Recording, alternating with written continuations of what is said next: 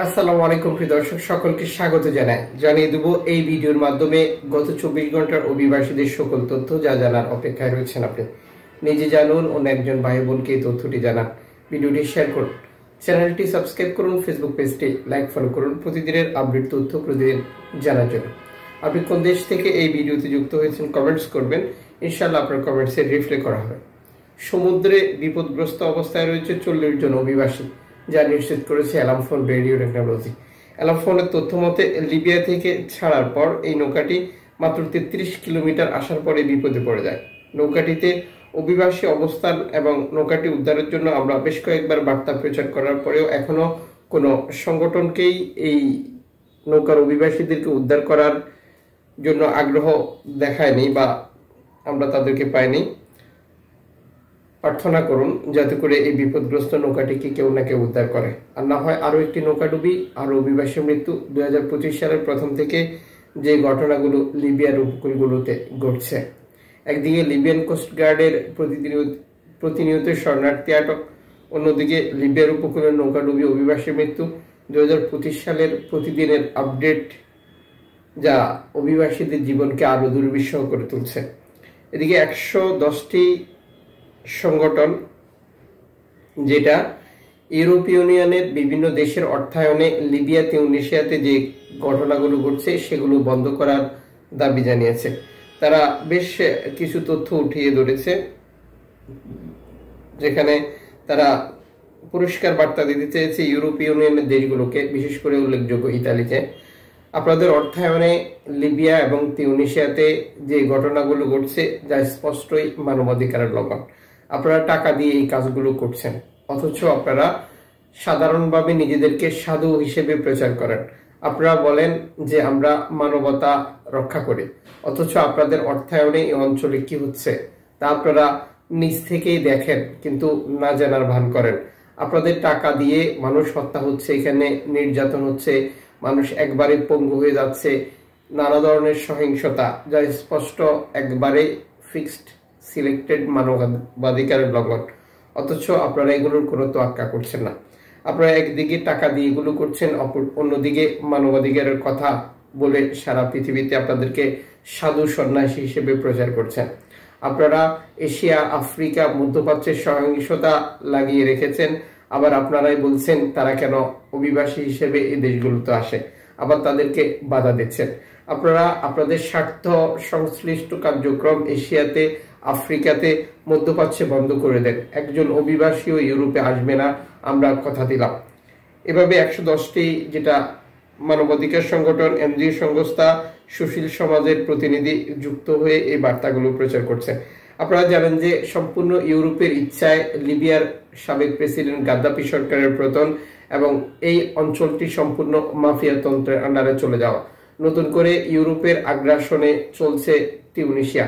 একজন স্বৈরাচারী সরকারকে ক্ষমতায় বসিয়ে রেখে তারা অর্থায়ন করছে, আর সে তার নিজস্ব যে বাহিনী তৈরি করেছে সে বাহিনী দ্বারা প্রতিনিয়ত অভিবাসী বিরোধী কার্যক্রম অব্যাহত রেখেছে, আর এই অঞ্চলে নতুন করে অস্থিরতা দেখা দিয়েছে, স্পষ্টই যেটা মানবাধিকারের লঙ্ঘন।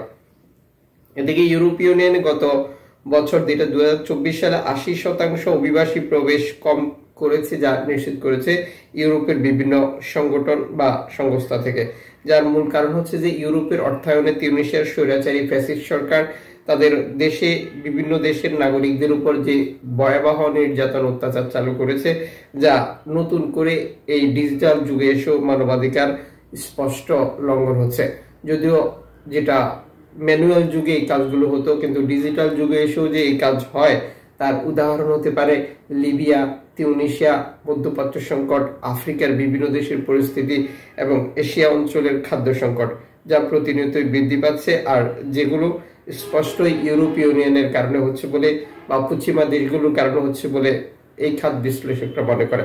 এদিকে ধারাবাহিকভাবে অভিবাসী প্রবেশ অব্যাহত রয়েছে ক্যানেডি দ্বীপে। সর্বশেষ বার্তায় 3টি নৌকায় 218 জন শরণার্থী উদ্ধার সহ গত রাতে 129 জন উদ্ধার এবং আরো বেশ কয়েকটি নৌকার তথ্য ইনফরমেশন শেয়ার করেছে, যা আফ্রিকার বিভিন্ন দেশ থেকে ছেড়ে আসা। এই প্রতিবেদনে যুক্ত করেছে। এদিকে ইতালির দ্বীপ ল্যাম্পুদুসায় 93 জন শরণার্থী প্রবেশ করেছে 3টি নৌকায়। প্রতিটি নৌকাতে Bangladesh, Pakistan, Nigeria, Syria, Eritrea সহ বিভিন্ন দেশের অভিবাসী ছিল বলে এই প্রতিবেদনে যুক্ত করেছে। এনজি সংস্থা রাদির সর্বশেষ এক স্যান্ডেলে দেওয়া বার্তায় নিশ্চিত করেছে তারা অবস্থান করছে বর্তমান মাল্টা উপকূলে, যেখান থেকে বিপদগ্রস্ত শরণার্থীদেরকে উদ্ধার করে তারা নিরাপদে ইতালিতে হস্তান্তর করবে। নতুন করে তারা ফিরে এসেছে ভূমধ্যসাগরে বিপদগ্রস্ত শরণার্থী উদ্ধার করার জন্য। এদিকে কম্পাস সর্বশেষ বার্তা নিশ্চিত করেছে তারা যে অভিবাসীদেরকে উদ্ধার করেছিল তাদেরকে নিরাপদে হস্তান্তর করেছে ইতালির দ্বীপ ল্যাম্পুদুসাতে। এছাড়া আপনারা জানেন যে সাম্প্রতিক সময় অভিবাসী বিরোধী কঠোর অবস্থান নিয়েছে ইউরোপের বিভিন্ন দেশ, বিশেষ করে জার্মানি এবং ইউরোপীয় ইউনিয়ন নতুন করে আবারও আলোচনায় উঠে এসেছে তৃতীয় দেশে অভিবাসীদেরকে আশ্রয় কেন্দ্র বা আটক কেন্দ্রে রেখে তাদেরকে যাচাই বাছাই করার ব্যাপারটি, যে বক্তব্যটি জর্জিয়া মেলোনি সরকার প্রথম থেকে দিয়ে আসছিল। ইউরোপীয় ইউনিয়নের বেশ কয়েকটি দেশ এই প্রস্তাবের পক্ষে অবস্থান নিলেও মানবাধিকার এনজি সংস্থাগুলো তীব্র প্রতিবাদ জানিয়েছে। মঙ্গলবার ইউরো কমিশনের আইনি যে কমিশনের পার্ট আছে তারা এই প্রস্তাবটি উপস্থাপন করে ইউরোপীয় ইউনিয়ন তৃতীয় দেশে অভিবাসীদেরকে রেখে যাচাই বাছাই করার অনুমতি দেওয়ার জন্য। এখানে স্পষ্ট যে বিষয়টা সেটা হচ্ছে ইতালি। প্রসঙ্গত লিবিয়া থেকে, তিউনিসিয়া থেকে যে পরিমাণে অভিবাসী বর্তমানে এই অঞ্চলটিতে প্রবেশ করছে, আর এই অঞ্চলে অভিবাসী প্রবেশে বাধা দেওয়ার জন্য ইতালি সরকার আলবেনিয়ার সাথে যে চুক্তি করেছে সেই চুক্তির সফলতার জন্য ইউরোপীয় ইউনিয়নের একটি প্রস্তাব বা ইউরোপীয় ইউনিয়নের একটি অফারের প্রয়োজন ছিল, আর যেটি নিয়ে মূলত ইউরোপীয় ইউনিয়নের বিভিন্ন নেতাদের সাথে বর্তমান সরকার, যেটা ইতালির প্রধানমন্ত্রী জর্জিয়া মেলোনি বা এই খাত সংশ্লিষ্ট নীতি নির্ধারকরা কাজ করছে বলে অনেকেই মনে করছে।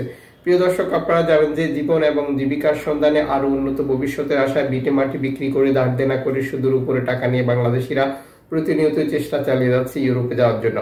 সাম্প্রতিক সময় বাংলাদেশিদের ইউরোপে যাওয়া আরো কঠিন বা কঠোর হয়ে গেছে, বিশেষ করে যখন বাংলাদেশি মাফিয়া দালালরা এই খাতের সাথে যুক্ত হয়েছে তখন প্রতিনিয়ত সহিংসতা, নির্যাতন, হত্যা সহ গুম আরো নানান ঘটনা ঘটছে, যেগুলো স্পষ্ট আপনারা দেখতে পাচ্ছেন প্রিন্ট এবং ইলেকট্রনিক্স মিডিয়ায়। যখনই লিবিয়াতে একটি পরিবারের সদস্য হারায় বা তারা 25 থেকে 30 লক্ষ টাকা দিয়েও তাদের প্রিয়জনকে উদ্ধার করতে পারে না, অথচ তাকে হত্যা করা হয় কিন্তু টাকাও নিয়ে নেওয়া হয়, এই ধরনের ঘটনা আসে, তখন উঠে আসে নির্মমতার এই গল্পগুলো।